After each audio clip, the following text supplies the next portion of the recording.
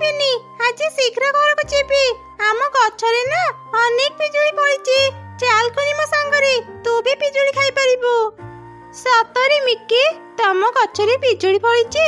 ମୁଁ ଆଜି ଯାଇ କେବେ ବି ପିଜୁଳି ଖାଇନି। ଚାଲ ମିକି, ଆଜି ମୁଁ ତୋ ସାଙ୍ଗରେ ପିଜୁଳି ଖାଇବାକୁ ଯିବି।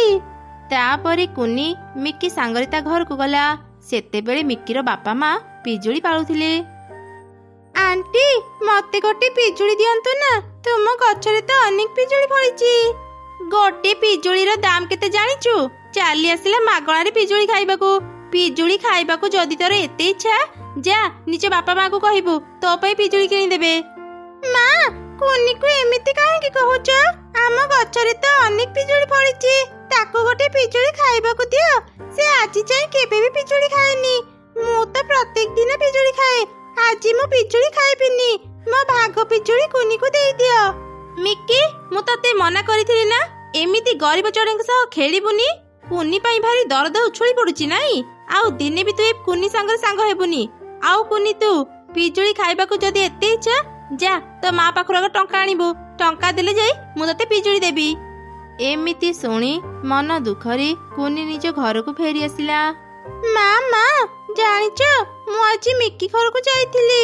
ମିକି ଘର ଗଛରେ ନା ଅନେକ ପିଜୁଳି ଫଳିଛି। ମୁଁ ଆଣ୍ଟିଙ୍କୁ ଗୋଟେ ପିଜୁଳି ଖାଇବାକୁ ମାଗୁଥିଲି, ହେଲେ ସେ ମତେ ପିଜୁଳି ଦେଲେନି। ତୁ କାହିଁକି ସେଠାକୁ ଯାଉଥିଲୁ ରେ ମା? ତୁ ତ ଜାଣୁ ଆମେ କେତେ ଗରିବ। ସେ ଧନୀ ଚଢ଼େଇ ମାନେ ଆମକୁ ଘୃଣା କରନ୍ତି। ତୁ ମନ ଦୁଃଖ କରନି ରେ ମା। ଏବେ ସିନା ଆମ ପାଖରେ ଟଙ୍କା ନାହିଁ, ମୁଁ ଖୁବ୍ ଶୀଘ୍ର ଟଙ୍କା ଜମା କରି ତୋ ପାଇଁ ପିଜୁଳି କିଣିଦେବି। ମା, ମୋର ଭୁଲ ହେଇଗଲା।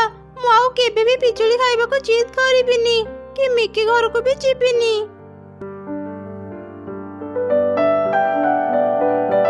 ଆରେ କୁନି, ତୁ ଆଉ ଖେଳିବାକୁ କାହିଁକି ଆସୁନୁ? ମୋ ମା ପାଇଁ ମୋ ଉପରେ ରାଗିଛୁ କି? ନାଇଁ ମିକି, ମୁଁ ତୋ ଉପରେ ରାଗିନି। ମୁଁ ଯଦି ତୋ ସାଙ୍ଗରେ ଖେଳିବି, ତୋ ମା ତତେ ପିଟିବେ। ସେଥିପାଇଁ ମୁଁ ତୋ ସହ ଖେଳିବାକୁ ଆସୁନଥିଲି। ଆଚ୍ଛା ମିକି, ତମର ତ ପିଜୁଳି ବଗିଚା ଅଛି, ତୋ ପାଖରେ ପିଜୁଳି ମଞ୍ଜି ବି ଥିବ ନା? ହଁ କୁନି, ଆମ ଘରେ ଅନେକ ପିଜୁଳି ମଞ୍ଜି ଅଛି। ତୁ ଏଠି କିଛି ସମୟ ଅପେକ୍ଷା କର, ମୁଁ ଏବେ ତତେ ପିଜୁଳି ମଞ୍ଜି ଆଣିଦଉଛି। ଏମିତି କହି ମିକି ତା ଘରକୁ ଗଲା, ଆଉ କୁନି ପାଇଁ କିଛି ପିଜୁଳି ମଞ୍ଜି ନେଇ ଆସିଲା। ମିକି ଆଉ କୁନି ଥିଲେ ବହୁତ ଭଲ ସାଙ୍ଗ। ମିକି ପାଖରୁ ପିଜୁଳି ମଞ୍ଜି ନେଇ କୁନି ତା ଘରକୁ ଗଲା। ମା, ଦେଖ, ମୋ ସାଙ୍ଗ ମିକି ମତେ ଅନେକ ପିଜୁଳି ମଞ୍ଜି ଦେଇଛି। ଏବେ ମୁଁ ଏ ପିଜୁଳି ମଞ୍ଜି ଲଗେଇ ତାର ଯତ୍ନ ନେବି। ଯେତେବେଳେ ପିଜୁଳି ଗଛ ବଡ଼ ହେବ, ସେଥିରେ ଫଳ ଫଳିବ। ମୁଁ ଅନେକ ପିଜୁଳି ଖାଇପାରିବି। ଆଚ୍ଛା ଠିକ ଅଛି ରେ ମା, ଏ ସବୁ ପିଜୁଳି ମଞ୍ଜି ତୁ ଆମ ଘର ଚାରି ପାଖରେ ଲଗେଇ ଦେ। ଚାରା ଗଛ ବାହାରିଲା ପରେ ତୁ ତାର ଯତ୍ନ ନେବୁ। ଦେଖିବୁ କିଛି ଦିନ ପରେ ତୋ ଗଛ ବଡ଼ ହେଇ ସେଥିରେ ପିଜୁଳି ଫଳିବ। ତାପରେ କୁନି ତା ଘର ଚାରି ପାଖରେ ପିଜୁଳି ମଞ୍ଜି ଲଗେଇଦେଲା। କିଛି ଦିନ ପରେ 2ଟି ଗଛ ବାହାରିଲା। କୁନି ତା ଗଛ ମୂଳରେ ପାଣି ଦେଇ ତାଙ୍କର ଯତ୍ନ ନେଉଥିଲା। ଏମିତି ବେଶ କିଛି ଦିନ ବିତିଗଲା। 2 ଗଛ ବଡ଼ ହେଇ ସେଥିରେ ଅନେକ ପିଜୁଳି ଫଳିଲା। ମା, ଦେଖ, ଆଜି ମୋ 2 ଗଛରେ କେତେ ପିଜୁଳି ଫଳିଛି। ଏବେ ମୁଁ ମନ ଭରି ପିଜୁଳି ଖାଇପାରିବି। କୁନି, ତୁ ଆମର ବହୁତ ଯତ୍ନ ନେଇଛୁ।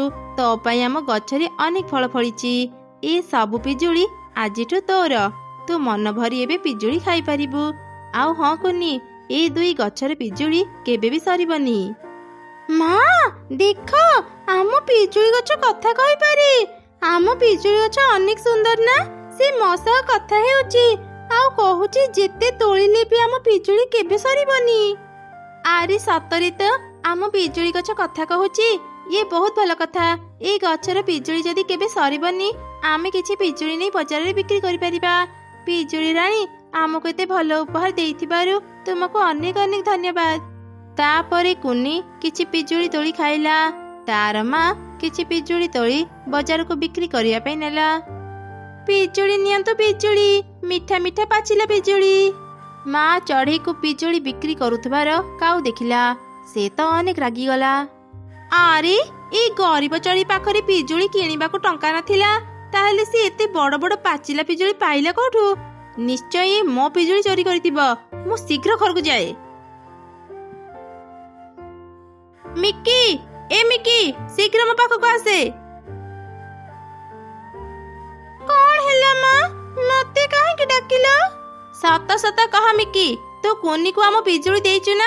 जदि मिछ कहबू मु तते बहुत पिटिबी। भयरे मिकी ता माँ को से कुनी को मंजी देबा कथा कहिदेला। सबु शुणी काऊ रागरे चढ़ी घर को गला।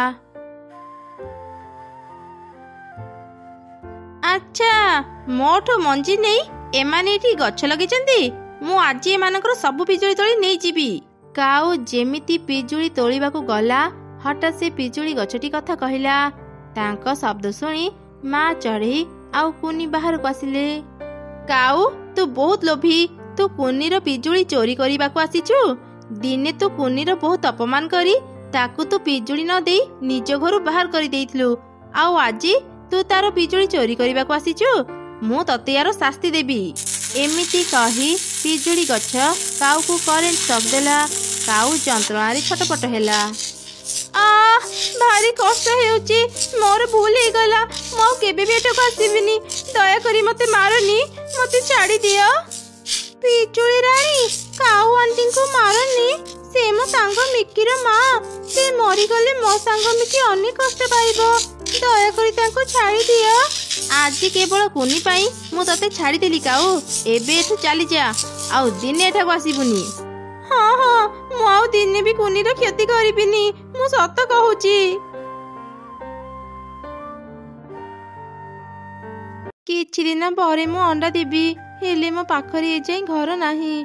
मु शीघ्र एक घर तैयारी करनिए। एमिति चिंता करी चढ़ई जंगल भीतर को जाई काठ खोजी आनिला। तापरे से एक भल गछ खोजी सेथिरे घर तैयारी कला। अधा घर तैयारी करिबा परे ही चढ़ईर काठ सरीगला। अरे अरे, अधा घर तैयारी सरू सरू ही काठ सरीगला। जाए आउ किछि काठ नहीं आसे। एमिति कही चढ़ई काठ आनिबाकू गला। से जिबा परे एक काऊ सेठा कसिला। से चढ़ईर तैयारी थिबा अधा घर को देखिला। केते दिन हेई गलानी मु गोटे घर तैयारी करी पारुनी। आउ ए चढ़ई गोटे दिन रे एते बढ़िया घर तैयारी करी देला। से गरीब चढ़ई रहिबो नुआ घरे, आउ मु रहिबी पुराना घरे। ना, मु केबे भी एमिति हेबाकू देबिनी। मु ए चढ़ईर घर को भांगी देबी। काऊ चढ़ईर घर को तळे पकेई भांगी देला। हा हा हा, मु हेउची काऊ। मु काहार भी भल देखि पारिबिनी। केही भी मोठो आगे पारिबेनी। एमिति कही काऊ सेठारु चलीगला। किछि समय परे चढ़ई काठ नहीं आसिला। निज भंगा घर को देखी तो से अनेक कांदिला। मु आज ही घर तैयारी करिथिली। मो घर तो अनेक मजबूत थिला, तळे पड़ी एमिति भांगी गला केमिति? अरे सेपटे तो मिट्टू भौणी जाउचंती। मु तांको ए कथा पचारि देखे। मिट्टू भौणी, मु से बरगछरे घर तैयारी करुथिली। अधा घर तैयारी सारिबा परे काठ सरीगला। मु काठ आनिबाकू जाइथिली। फेरी देखिली मो घर भांगी तळे पड़ीची। मिट्टू भौणी, तुमे जानिच कि मो घर तळको केमिति पड़िला? ना चढ़ी, मु जानिनी तो घर केमिति भांगिला। किछि समय पूर्वरु मु काऊ पुसी गछ पाखरे छिड़ा हेतिबा देखिथिली। अच्छा चढ़ी, मु एबे जाउची। एमिति कही मिट्टू सेठारु चलीगला। चढ़ई मन दुखरी कांदुथिला। कांदी कि आउ कौन लाभ? मु जाए किछि घास खोजी आने। घासरे मु शीघ्र गोटे घर तैयारी करि पारिबी। चढ़ई जंगल भितरु किछि भल घास आनी से घासरे शीघ्र एक सुंदर घर तैयारी करिदेला। बाह, घरटी तो बहुत सुंदर हेची। एबे किछि दिन मु ए घरे आराम रे रहि पारिबी। घर तैयारी करी करी भारी भोक लागिलाणी। जाए किछि मिठा फल खोजी आने। चढ़ई जीवा परी काऊ पुणी सेठाकू आसिला। अरे ए चढ़ईटा तो भारी जिदिया। गोटे घर भांगु भांगु से आउ गोटे घर तैयारी करिदेला। किछि कथा नाही, मु तारो ए घर को भी भांगी देबी। एमिति कही काऊ पुणी चढ़ईर घास घर को भांगी सेठारु चलीगला। चढ़ई खाइबा धरी घर को फेरिला। पुणी थरी निज घर को भांगी थिबार देखी से अनेक कांदिला। झड़ तोफान किछि भी नाही। मो घर हठात एमिति भांगिला केमिति? किए मो सह एपरि करूची?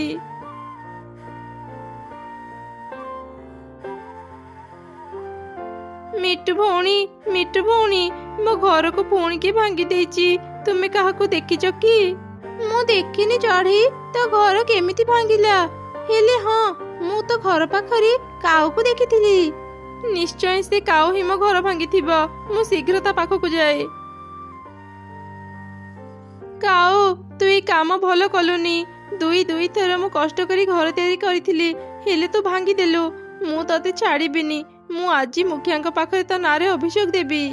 ବଦମାସ ଚଢ଼େଇ, ତୋ ପାଖରେ କ'ଣ ପ୍ରମାଣ ଅଛି ଯେ ମୁଁ ତ ଘର ଭାଙ୍ଗିଛି?